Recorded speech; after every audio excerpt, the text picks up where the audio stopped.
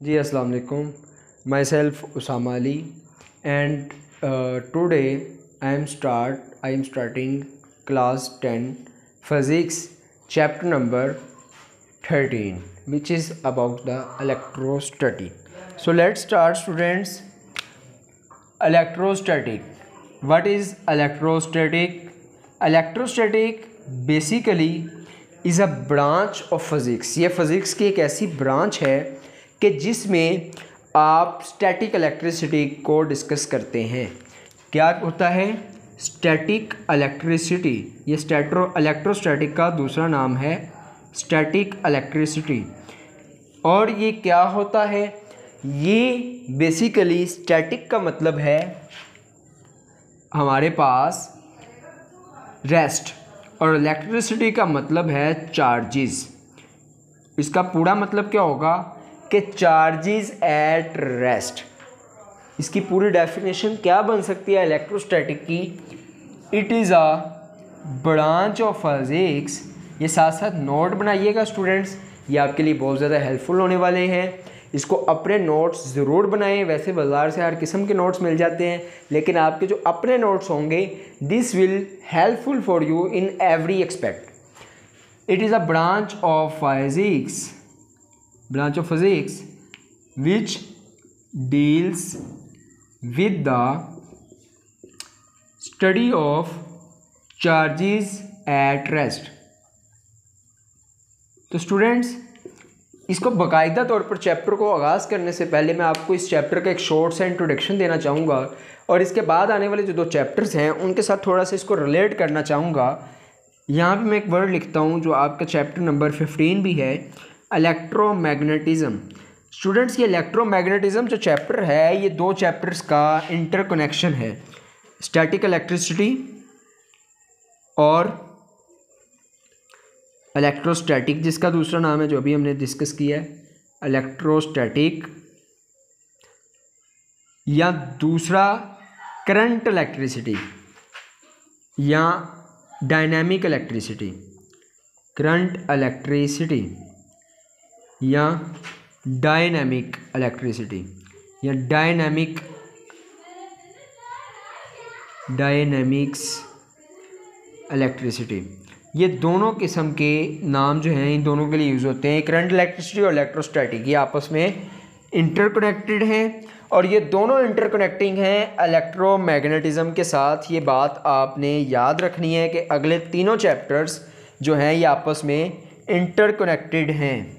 ये आपस में इंटरकनेक्टेड का मतलब होता है कि आपस में इनके कॉन्सेप्ट्स मिल रहे हैं। जब आप पहला चैप्टर समझेंगे तो आपको दूसरा समझ आएगा, दूसरा समझेंगे तो तीसरा समझ आएगा। इस वजह से आपको पहले टॉपिक से अच्छे तरीके से समझना पड़ेगा अगर आपने अगले तीनों चैप्टर्स समझने हैं। तो लेट्स स्टार्ट करते हैं जी। हमारा जो चैप्टर है इलेक्ट्रोस्टैटिक्स, इसकी डेफिनेशन मैंने आपको बता दी और इस इलेक्ट्रोस्टैटिक वर्ड को समझा दिया। तो अब आगे चलते हैं, इलेक्ट्रोस्टैटिक होती क्या है? इलेक्ट्रोस्टैटिक का मतलब है चार्जेस एट रेस्ट। लेकिन स्टूडेंट्स, जो चार्जेस हैं ये क्या होते हैं और ये कहाँ से आते हैं और इंसान को पहली दफ़ा ये कैसे पता चला कि चार्जेस भी होते हैं? इस बारे में थोड़ी सी हिस्ट्री पे नज़र डालते हैं और इसको जानने की कोशिश करते हैं कि चार्जेस बेसिकली क्या होते हैं और इंसान को कैसे पता चला कि किसी चीज़ पे चार्ज भी आ सकता है। तो स्टूडेंट्स, इस काम के लिए मैं आपको थोड़ा सा पीछे लेके जाऊंगा और इलेक्ट्रोस्टैटिक्स की थोड़ी सी हिस्ट्री बताऊंगा कि पहली दफ़ा इंसान ने चार्ज कैसे दरियाफ़्त किया। अभी तक स्टूडेंट्स हमने देखा है कि मुख्तलिफ़ चीज़ों पे चार्ज आ जाता है, मुख्तलिफ़ चीज़ों पे इलेक्ट्रॉन्स होते हैं, प्रोटॉन्स होते हैं, पॉजिटिव चार्जेस हैं, नेगेटिव चार्जेस हैं, लेकिन ये चार्जेस आते कहाँ से हैं ये हमने देखना है।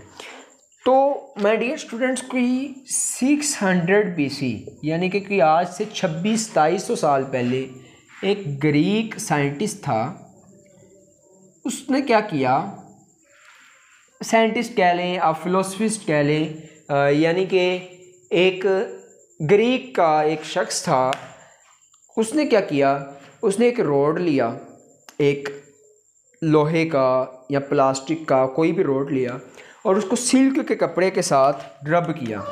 एक रोड लिया और उस रोड को एक सिल्क के कपड़े के साथ उसने रब किया। ये रोड है, इसको रब किया, और एक दूसरा रोड लिया, उसको भी सिल्क के कपड़े के साथ रब किया। जब इसने ये दोनों रोड्स को रब कर लिया और इनको करीब लेके आया तो उसने देखा कि ये दोनों एक दूसरे को रिपेल कर रहे हैं, एक दूसरे को दफ़ा कर रहे हैं, दूर कर रहे हैं। तो क्या हुआ, जब ये दो रोड्स उसने दोनों सिल्क के कपड़े के साथ रब कर लिया इनको, तो ये रब्ड रोड जो थे, जिनको रब किया जा चुका था, रब विद सिल्क क्लॉथ्स, अब इन दोनों को सेम कपड़े से रब किया। तो जब ये दोनों करीब आए तो इन दोनों ने ऑपोजिट डायरेक्शन में फोर्स लगानी शुरू कर दी। इस रोड ने इसको रिपेल करना शुरू कर दिया और उसने दूसरे को रिपेल करना शुरू कर दिया। फिर उसने एक और काम किया, उसने दो मज़ीद रोड लिए, इस दफ़ा उसने दोनों को मुख्तलिफ कपड़ों से रब किया। रब विद सिल्क एंड फर, एक रोड को उसने सिल्क के साथ रब किया, सिल्क के कपड़े के साथ रब किया, और दूसरे रोड को उसने फर के कपड़े के साथ रब किया।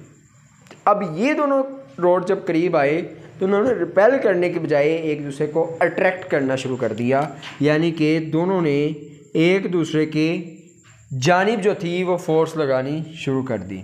इस रोड ने इसको अपनी तरफ खींचना शुरू कर दिया और इस रोड ने उसको अपनी तरफ खींचना शुरू कर दिया। इस केस में दोनों ऑपोजिट डायरेक्शन में फोर्सेस लग रही थी और इस केस में दोनों सेम डायरेक्शन में फोर्सेस लगना शुरू हो गई। अब इन बातों से उसने ये नतीजा निकाला, रिज़ल्ट निकाला। क्या रिज़ल्ट निकाला स्टूडेंट्स? उसने ये रिज़ल्ट निकाला कि ज़रूर यहाँ पे कोई दो मुख्तलिफ किस्म की चीज़ें मौजूद हैं। Two kinds of species present on these rods. तो स्टूडेंट्स उसने ये नतीजा निकाला कि इन दोनों रोड्स पे मुख्तलिफ़ किस्म की स्पीशीज़ मौजूद हैं। जो पहले जब सेम कपड़े से रब किया था दोनों रोड्स को तो वो सेम चीज़ आ गई थी दोनों के ऊपर, और अब जब दोनों डिफरेंट कपड़ों से रब किया तो दोनों पे डिफरेंट चीज़ आ गई है। इससे कैसे साबित हुआ कि ये अट्रैक्ट और रिपेल कर रहे हैं? देखें, उसने इन दोनों चीज़ों को नाम दिया पॉजिटिव और नेगेटिव चार्जेस का।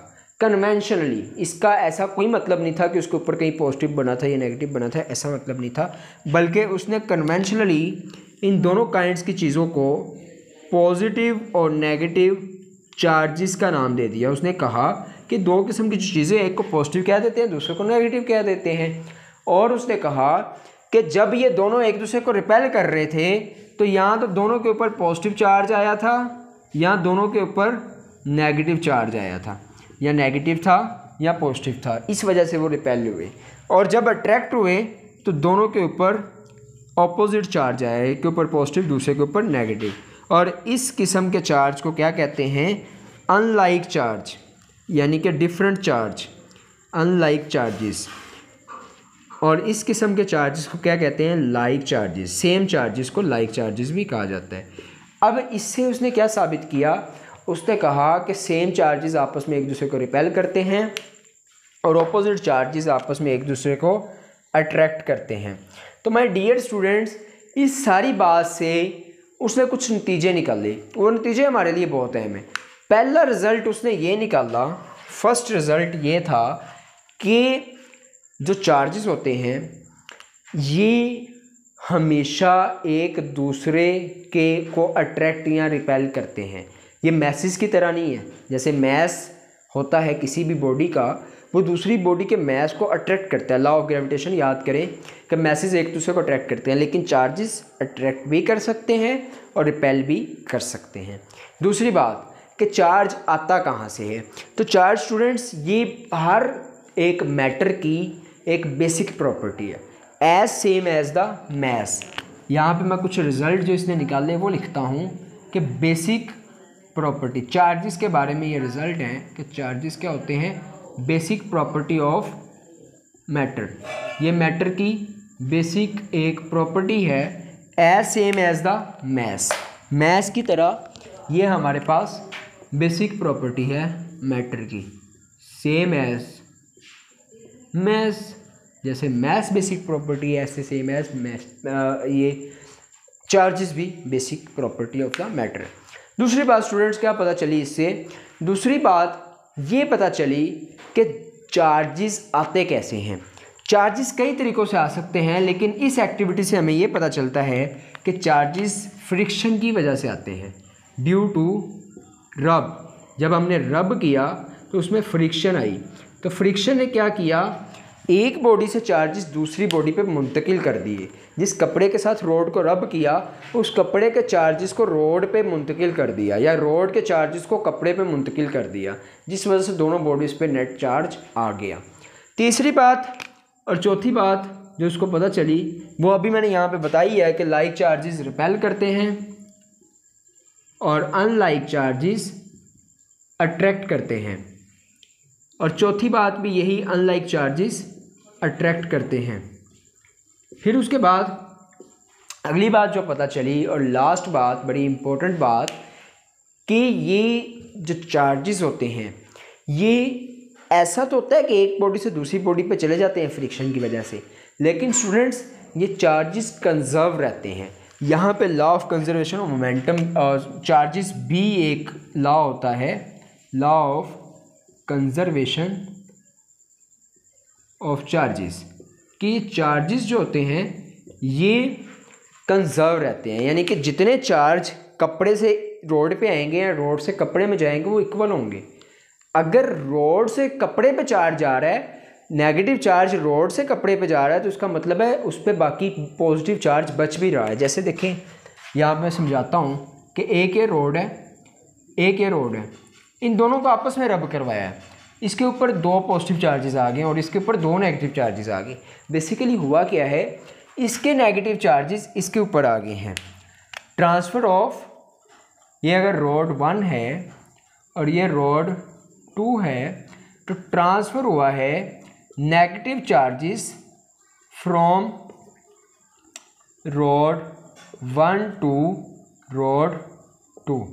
तो ये बेसिकली काम यहाँ पे परफॉर्म हुआ है कि रोड 1 से रोड 2 पे चार्जेस ट्रांसफ़र हुए हैं। अब जितने चार्जेस यहाँ से नेगेटिव इस पे आए हैं, इस पे बाकी उतना ही पॉजिटिव चार्ज आ जाएगा। पॉजिटिव चार्ज का मतलब होता है डेफिशिएंसी ऑफ नेगेटिव चार्जेस।